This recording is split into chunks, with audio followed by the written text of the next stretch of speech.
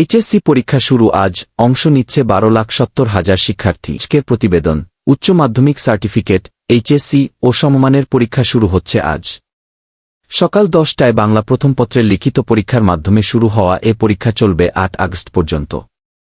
এরপর 9 থেকে 15 আগস্টের মধ্যে হবে ব্যবহারিক পরীক্ষা। দেশের সব সাধারণ শিক্ষা বোর্ডে ও ভিন্ন প্রশ্নপত্রে পরীক্ষা অনুষ্ঠিত হচ্ছে। এবার 9টি সাধারণ শিক্ষা বোর্ড, মাদ্রাসা শিক্ষা বোর্ড ও কারিগরি শিক্ষা বোর্ড মিলিয়ে 12,70,583 জন পরীক্ষার্থী অংশ নিচ্ছে। এর মধ্যে 9টি সাধারণ শিক্ষা বোর্ডে পরীক্ষার্থী 10,69,714 জন, মাদ্রাসা শিক্ষা বোর্ডে 92,905 জন এবং কারিগরি শিক্ষা বোর্ডে 1,07,964 জন।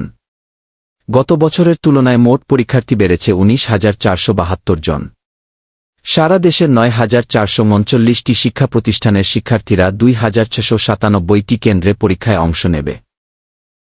এর মধ্যে 145টি কেন্দ্রকে ঝুঁকিপূর্ণ হিসাবে চিহ্নিত করা হয়েছে, যার 40টিই ঢাকায়। পরীক্ষা পরিচালনায় 35 দফা নির্দেশনা জারি করা হয়েছে। পরীক্ষা কেন্দ্রে শৃঙ্খলা নিশ্চিত করতে প্রতিটি কেন্দ্রে সিসিটিভি ক্যামেরা স্থাপন করা হয়েছে। শিক্ষা মন্ত্রণালয়ে গঠন করা হয়েছে বিশেষ সিসিটিভি মনিটরিং সেল, যেখান থেকে অনলাইনে দেশের যে কোনো কেন্দ্র পর্যবেক্ষণ করা যাবে। এছাড়া কেন্দ্রে দায়িত্বপ্রাপ্ত আইনশৃঙ্খলা বাহিনীর সদস্যদের বডিওর্ন ক্যামেরা ব্যবহারের ব্যবস্থাও রাখা হয়েছে। এইচএসসি ও সম্মানের পরীক্ষা নিয়ে বুধবার শিক্ষা মন্ত্রণালয়ে সংবাদ সম্মেলনের আয়োজন করা হয়। সেখানে শিক্ষামন্ত্রী ড.আ.ম. এহসানুল হক মিলন বলেন, 2026 সালের এইচএসসি ও সম্মানের পরীক্ষা সুষ্ঠু, স্বচ্ছ ও নিরাপদভাবে সম্পন্ন করতে নজিরবিহীন নিরাপত্তা ব্যবস্থা নেওয়া হয়েছে।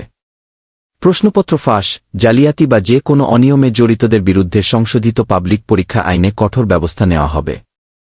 কোনো শিক্ষক বা কর্মকর্তা অনিয়মে জড়িত থাকলেও কাউকে ছাড় দেওয়া হবে না। প্রধানমন্ত্রীর শিক্ষা, প্রাথমিক ও গণশিক্ষা বিষয়ক উপদেষ্টা মাহদি আমিন বলেন, সরকার এমন একটি শিক্ষা ব্যবস্থা গড়ে তুলতে চায়, যেখানে পাঠ্যবইয়ের জ্ঞানের পাশাপাশি সংস্কৃতি, ক্রীড়া, নৈতিক শিক্ষা, সামাজিক মূল্যবোধ এবং কর্মদক্ষতা সমান গুরুত্ব পাবে। ষষ্ঠ শ্রেণী থেকে ধাপে ধাপে কারিগরি ও পেশাভিত্তিক শিক্ষা বাধ্যতামূলক করার পরিকল্পনাও রয়েছে। আন্তঃশিক্ষা সমন্বয় বোর্ড কমিটির সভাপতি অধ্যাপক সিয়াদ আখতারুজ্জামান বলেন, প্রশ্নফাঁসের কোনো সুযোগ নেই।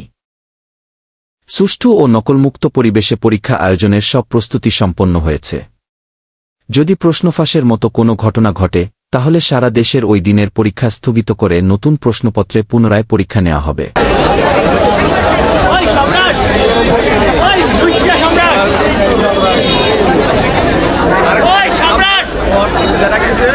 আমরা মনে হয়